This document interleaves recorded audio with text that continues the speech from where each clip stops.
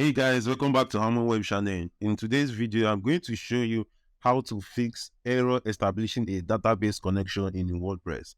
Now, if you look at this website, you'll see that this website is showing error establishing database connection. The reason for this is because there's no connection between the database and the website, this is a WordPress site. So in this video, I'm going to show you how to fix error like this.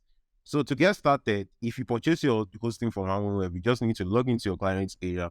But if you're not using Harmon Web, you have to log into your hosting in order to fix this error. When you log into your Harmon Web account, you click on Services, then you click on Manage.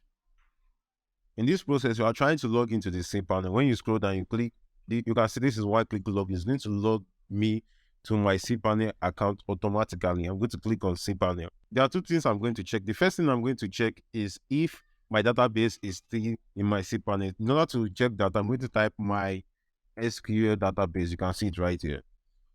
So when you type it, you can see, yes, my database is right here. Then I'm going to check if my user is also right here. Yes, my user is also right here. And the last thing we're going to check is if this user is assigned to this database. In order to check that, you check for privileges. You can do this by going to add user to database. Then you choose the user, choose the database, and click add. So when you can see that this database and this user has all privileges to this database. So that's why it's like this. So I don't need to make any changes because it's working. So the next thing I need to do is I'm going to check my WP configure file if it has the same information like this. Now to do that, I have to go to my file manager. When I go to my file manager, I'm going to go to the folder where my WordPress is installed, which is public_HTML, because this is the primary domain of the hosting. But if your domain is not the primary domain of your hosting, you have to look for the name of the folder, which it might be the name of your domain. Now I'm going to locate my wp-configure.php file. Then I'm going to right click and click on edit. Now when editing this file, you have to be very careful in order not to delete any other thing. Now you can see I have my database name, I have my database user, I have my database password. So these are the three things we need to check here. The rest should be okay. Now first I have to check my database name. Let's check what is the database name again. We have demo tutor.wp832, but right here we have 83, which is if I check, you will see that the user and database is the same name. So but this one ends with 32, but what we have right here is ending with 3. So what do you have to do? We have to correct it. So when we correct it, we're going to click on Save Changes. If the error is still showing, then we have to reset this password and change the password also. So let me click on Save Changes.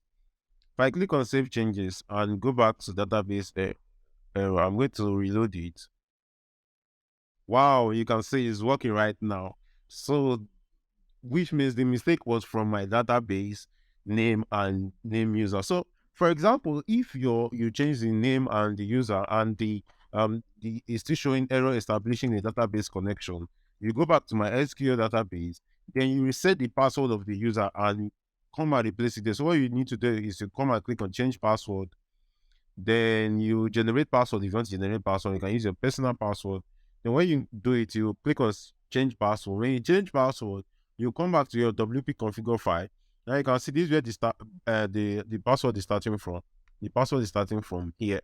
It's between these two columns. You have to make sure your password is between this column and this column, this single column. So you have to make sure your password is in between them. Now when you do it, you click save changes. All of them should be working. Now if you are using a website which is not WordPress, you can locate your .env file, or you locate the file where your database information is stored, and you change the database. You check the database name, the database user, and the database password. But if you change all those stuff and you check them and it's correct, but it's still showing error establishing a database connection, then you have to contact your hosting company, because it might be that your database is missing from your server.